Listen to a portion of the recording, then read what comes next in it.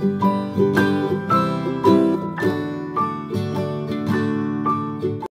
First ఏ stage మీద cinema ఫీల్డ్లో ఏ stage మీద ఎక్కినా కూడా నేను థ్యాంక్స్ చెప్పుకోవాల్సిన స్వర్గీయ నందమూరి తారక రామారావు గారికి అండి. ఎందుకంటే ఆయన దివ్యమోహన్ రూపం సినిమా ఫీల్డ్ వైపు నడిపించి నేను సినిమా ఫీల్డ్కి వచ్చాను. సో ఇలాంటి ఒక స్టేజ్ని షేర్ చేసుకోవడం, ఇంతమంది మహానుభావుల ముందు మాట్లాడగలటం కూడా నేను చాలా గొప్పగా ఫీల్ అవుతాను, గర్వంగా ఫీల్ అవుతాను. వాటన్నికంటే ముందు అనాథలాగా మద్రాసు వెళ్ళినప్పుడు నేను జానకరాముడు రాఘవేంద్రరావు దగ్గర, రాఘవేంద్రరావు అంటే విపరీతమైన అభిమానం నాకు. గుడివాడలో కూడా రాఘవేంద్రరావు ఫ్యాన్స్కి ప్రెసిడెంట్ని. అంటే రామారావు గారికి ఎంత ఫ్యాన్స్కి ప్రెసిడెంట్నో అలాగే రాఘవేంద్రరావుకి ఫ్యాన్స్కి ప్రెసిడెంట్. అదొక పోస్ట్ అని గర్వంగా ఫీల్ అయ్యేవాడిని. అది పెద్ద పోస్ట్ అని.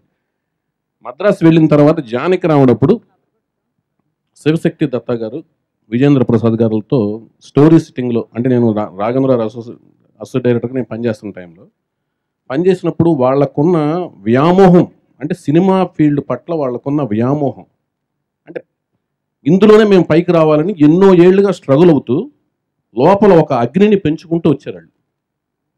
కసిగా ఎట్టి పరిస్థితుల్లోనూ ఎంత స్ట్రగుల్ అయ్యారనేది వాళ్ళ మాటల్లో తెలుస్తుంటుంది. ఆ స్ట్రగుల్ అవుతూ ఒక్కసారి అది విస్ఫోటం చెందింది. ఆ విస్ఫోటమే చాలా మహానుభావులు వచ్చారు ఇందులోంచి, ఫ్యామిలీలోంచి.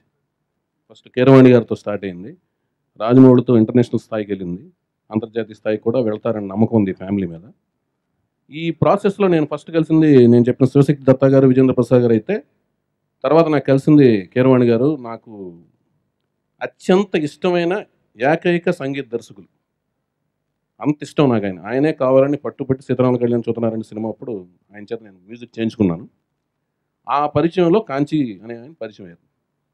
ఏదో ఫంక్షన్లో రాజమౌళి చెప్పడం కూడా విన్నాను నేను. ఏ ఆస్పెక్టు, ఏ టాపిక్ వచ్చినా కూడా కాంచిని పిలవండి అంటారు. అది ఆర్టింగ్ కావచ్చు, గుండు సూది కావచ్చు, విమానం కావచ్చు, ఏదైనా ఏ ఆస్పెక్ట్ అయినా, పొలిటికల్ న్యూస్ కావచ్చు, ఆర్థిక సంబంధమైనది కావచ్చు, సినిమాలు సంబంధమైనది కావచ్చు, ఇంటర్నేషనల్ సంబంధమైనది కావచ్చు, ఏదైనా సరే అందరూ కూర్చోవడం, పిలవటం.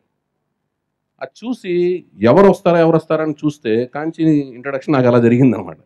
మహామేధావని నేను చాలా ఊహల్లో ఉండేవాడిని, నిజంగానే ఊహల్లో ఉండేవాడిని. ఎప్పుడు ఇతను ఏదో డైరెక్షన్ చేస్తాడో అలా సినిమా ఫీల్డ్కి వస్తాడని ఆలోచనలో ఉండేవాడిని. అది ఇన్నాళ్ళకి జరిగింది. దాంతోపాటు మెల్లమెల్లగా వాళ్ళకున్న నాలెడ్జ్ చూస్తుంటే, అది చూసి వచ్చిన సినిమా గురించి నిర్మోహమాటంగా కుండ బద్దలు కొడతాం. ఇది దరిద్రంగా ఉంది, లేదా ఇది రొట్టలాగా ఉంది, ఇది బాగుండలేదు అని అనాలిసిస్ చేస్తూ చలిమంటలు వేసుకోవడం.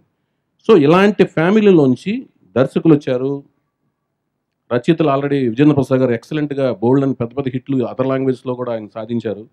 ఇంకా శివశక్తి దత్తా గారును విజేంద్ర ప్రసాద్ గారు వర్ణించే విధానం, కథని వాళ్ళు వర్ణించే విధానం చూస్తుంటే మాకు ఆశ్చర్యంగాను, మా ఊహలకు అందేది కాదు.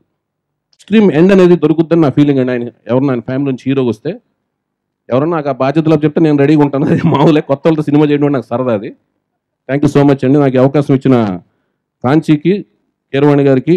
అలా కాంచి 5497 అంటే చాలా చాలా చాలా కొత్తగా ఉంది, ఎవరికి లేని పేరు అది, జేమ్స్ బాండ్ 007 లాగా. నాకు ఆ డౌట్ వచ్చింది భయ్య. నేను అడిగాను 5497 అంటే ఈ మధ్య కొంచెం అస్ట్రాలజీ నేర్చుకుంటున్నా, ఎందుకో ఒక దెబ్బ తగిలింది, అందుకని అస్ట్రాలజీలోకి వెళ్ళిపోతాం కదా. వెంటనే వెళ్ళిపోతే 5 అంటేనేమో బుధుడు, 4 అంటే రాహు, 9 అంటే కుజుడు, అదేనా, 7 అంటే కేతువు. ఏంటి ఇది అర్థం కాలేదు నాకు. ఇది దానికి సంబంధించింది అయి ఉంటుందని నేను అనుకోనండి. ఓకే, బట్ ఏదైనా సరే గుర్తుండిపోయేలా ఉంది కాంచన. నీ పేరులాగే నీ సినిమాలు కూడా, తీసిన ప్రతి సినిమా కూడా గుర్తుండాలని మనస్ఫూర్తిగా కోరుకుంటున్నాను. సర్ప్రైజ్ అది. చాలా చాలా బాగా పాడు, ఎంత అందంగా ఉన్నావు ఇక్కడ పాడుతున్నప్పుడు. నెక్స్ట్ నా సినిమాలో. అండ్ కాంచన, నీకు చాలా చాలా మంచి పేరు. అండ్ సుధీర్ గారు, మీకు ఎక్కువ డబ్బు రావాలని కోరుకుంటున్నారండి. అల్టిమేట్గా పేరు కన్నా డబ్బు వస్తేనే ఆ సినిమా గురించి బాగా చెప్పుకుంటారు. And I wish you all the best sir. Kanchana, చాలా చాలా సంతోషంగా ఉంది. బాగుండాలి, బాగపోతే చాలా చాలా డిసప్పాయింట్ అయిపోతాం.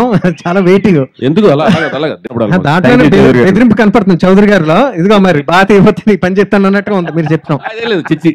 నేను వార్నింగ్ లేను భయ్య, ఎందుకు మనకెందుకు, మీరు వేలు ఇలా పెడతారు కదండి, ఇలా పెడతారుగా, అలా పెట్టండి, మేము 4 సార్లు వేసుకుంటాం. అది థ్యాంక్ యూ. మాకు ఇందులో కూడా ఒక మంచి కాంట్రవర్సీ దొరికింది. థ్యాంక్ యూ అండి. Thank you so much.